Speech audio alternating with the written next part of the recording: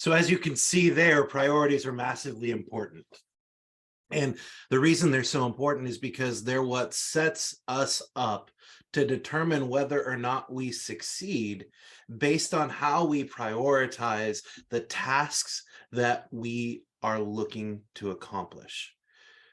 Great question to ask ourselves every single day in everything that we do is, am I moving closer to my goal or am I moving further away from my goal? Now, the one thing doesn't just have to be one thing in business, but what he is pointing out there is you can't have 30 different one things at the same time and expect them to become a reality for you. One, two, three at the max, I think, is where we're really pushing it. He used the example of wanting to play the guitar, wanting to become a really strong bodybuilder, starting 2 businesses. I mean, all of these different things, excellent. And if he could do them, would be incredible. Yet, each individual only has a certain amount of capacity. If we go and look at some of the billionaires in our world, I'll use Elon Musk as an example because he's easy to understand because there's so many different industries that he's disrupting right now. Whether you like him or not, the guy is a disruptor. I think we could all agree on that. Yet he doesn't go and do it himself.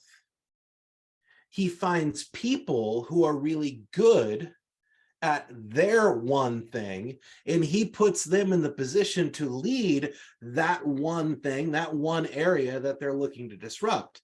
You don't see Elon Musk going around claiming that he is the best social media designer. I think we could all agree on that. That he is the best rocket scientist, that he is the best designer of automobiles, that he's the best designer of technology for telecommunications, and that he is the best designer for neurological advancements when it comes to his company called Neuralink. What he does say is that we have the best. Not I am the best, we have the best. Does he have to hold those different places accountable? Of course he does, but he's not doing it all on his own.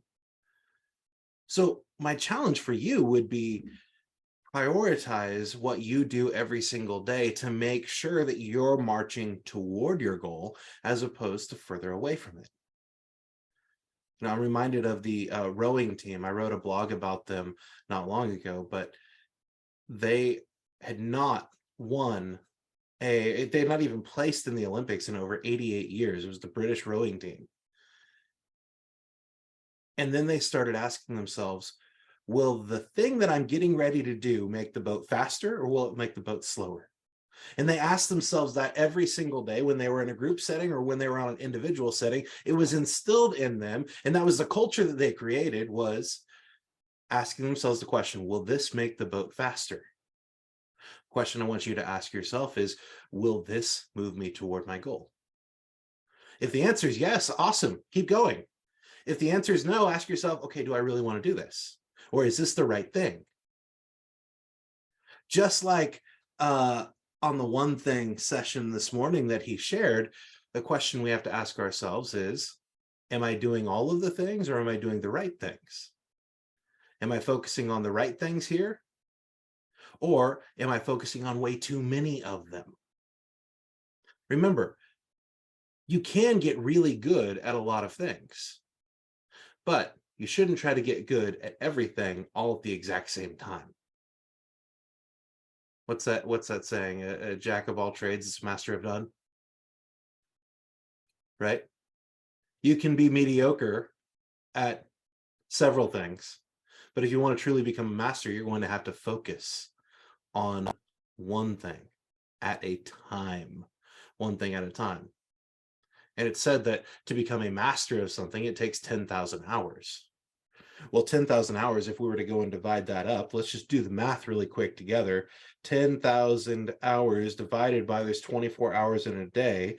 That would be 416 24-hour days, or 417 if we round it up, 24-hour days in a row that it would take for you to become a master. 417 24-hour days in a row. Now let's say, hey, We're not going to kill ourselves, but we're only going to focus on 2 hours a day in that one particular area. So that would be 416 times 2 hours a day.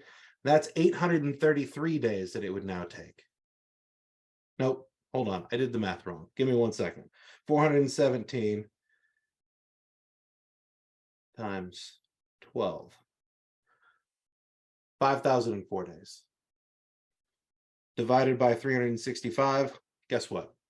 13.7 years. Mastery doesn't happen overnight. Mastery happens over time. Mastery happens in the practice, not the game. Remember, mastery happens in the practice, not the game. We've talked about several times falling in love with the process. Well, guess what? That's where you become a master. My son's baseball coach the other night was talking to all of the kids, and he reminded them, look, practice is for me, the game is for you.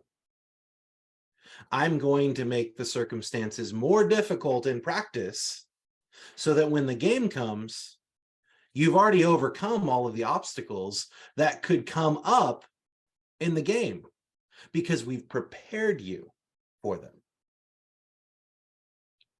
Just like in the one thing, when you're preparing to be your very best, are you practicing harder than you ever anticipate playing in the actual game so that you've overcome every single obstacle, every single objection, every single possibility that you can come up against so that you make sure you're ready to go?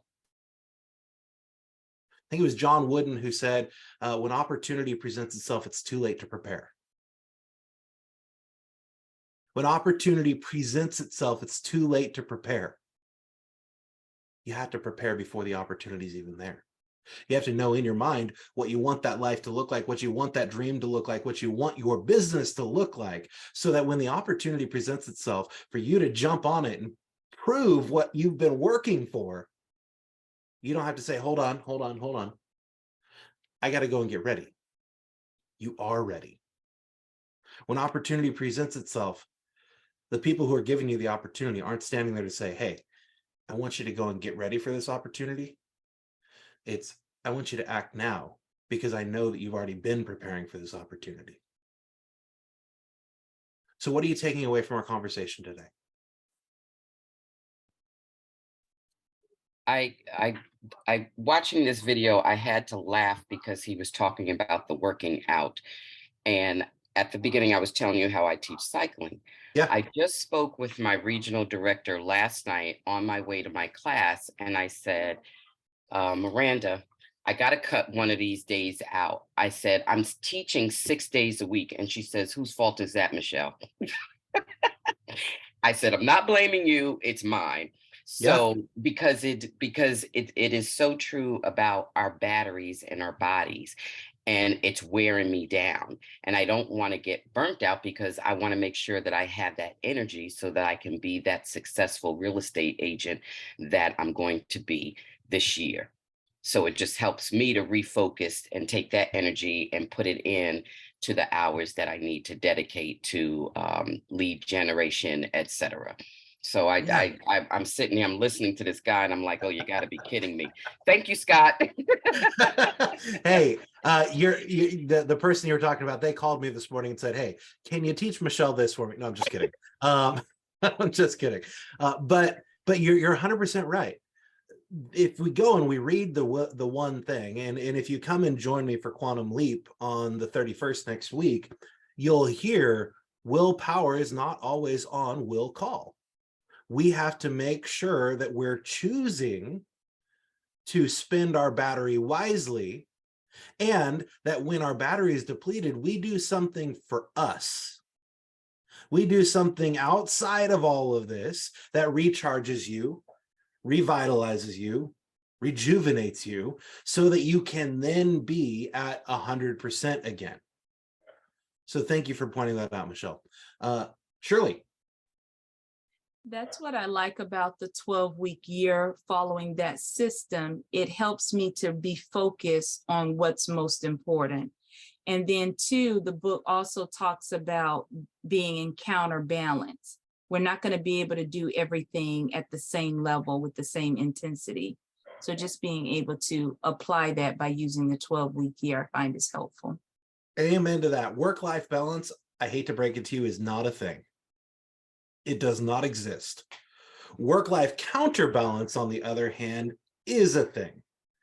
Think about it like this. You're going to constantly be, life is like a tennis match. You're going to have to look over here. You're going to have to look over here. You're going to have to go back and forth and back and forth and back and forth. Work, business, because you're going to have to adjust to go back and forth to each of them intentionally.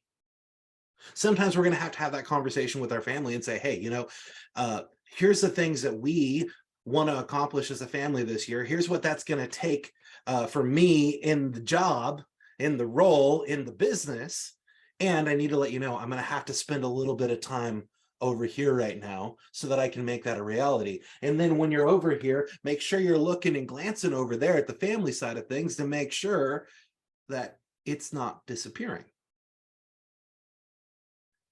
Because guess what? Work is like a rubber ball.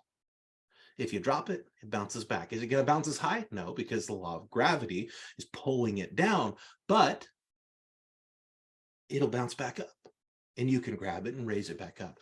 On the other hand, your life is like a crystal ball.